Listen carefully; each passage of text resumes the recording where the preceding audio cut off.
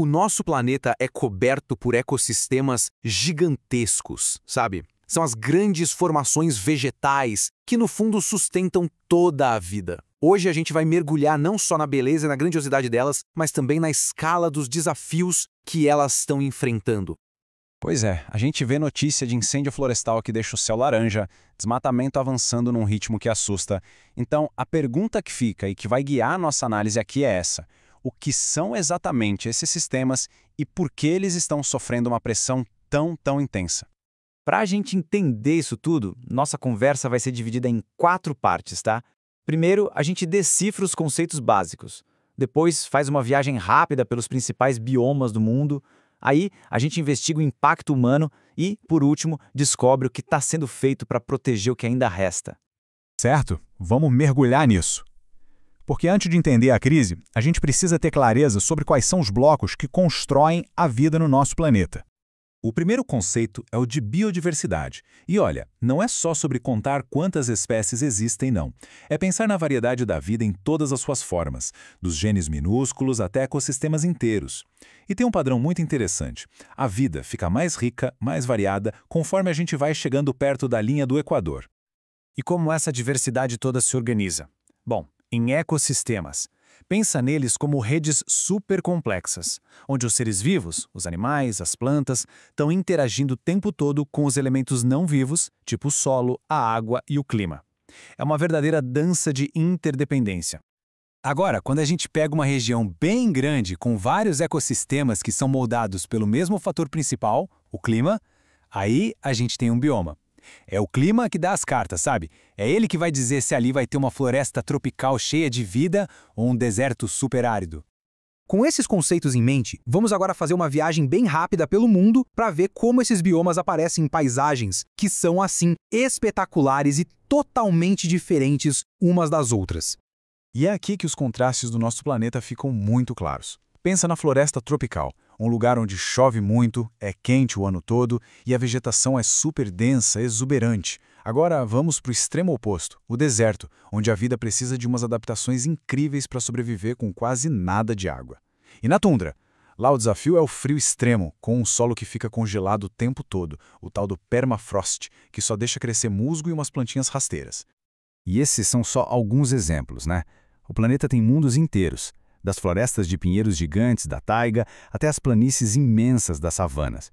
Cada um deles é um sistema super complexo, resultado de milhões de anos de evolução. E é toda essa diversidade incrível que está em jogo. Só que essa diversidade, que levou milênios para ser construída, encontrou um agente de mudança novo e muito poderoso: a atividade humana. A gente entrou na era do impacto em escala planetária. Tem cientistas que propõem que a gente entrou numa nova era geológica, o Antropoceno. A ideia, basicamente, é que desde a Revolução Industrial, a humanidade virou a força dominante de transformação no planeta, passando por cima até dos processos naturais.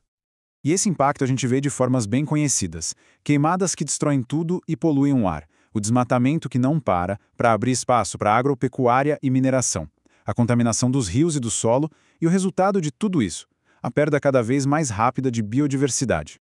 Para a gente ter uma ideia do tamanho do problema, olha só esses dados.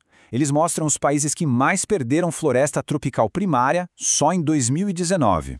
O Brasil, infelizmente, lidera essa lista, seguido pela República Democrática do Congo e pela Indonésia. São números que mostram onde o impacto está sendo mais forte.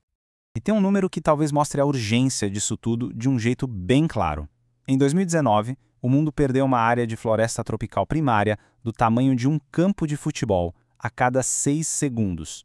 6 segundos. É um ritmo de destruição que é até difícil de colocar na cabeça.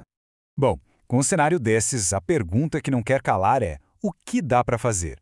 Vamos dar uma olhada nas estratégias e nas ideias que podem ser um caminho para a gente seguir.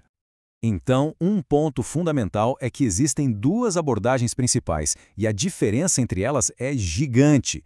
A preservação defende a proteção total, intocável, sem nenhuma interferência humana. Já a conservação permite que se use os recursos naturais, mas claro, de um jeito planejado e sustentável, para garantir que eles continuem existindo no futuro. Mas o planeta é enorme. Como é que se decide onde focar os esforços? Foi pensando nisso que o cientista Norman Myers criou, lá em 1988, o conceito de hotspots. A ideia é bem simples e genial: identificar áreas que são, ao mesmo tempo, riquíssimas em biodiversidade e super ameaçadas. É uma ferramenta estratégica para direcionar o dinheiro e o trabalho para onde é mais urgente. A estratégia global, então, segue uma lógica. O primeiro passo é científico, mapear os hotspots. O segundo é político, criar leis e ações para proteger essas áreas. E o terceiro é de gestão, decidir, em cada caso, se o melhor caminho é a preservação total ou a conservação com uso sustentável. E a gente termina com uma reflexão.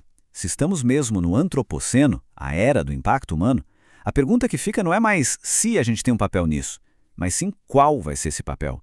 Como é que as nossas escolhas e ações hoje vão definir o futuro desses ecossistemas que são tão essenciais e, ao mesmo tempo, tão frágeis?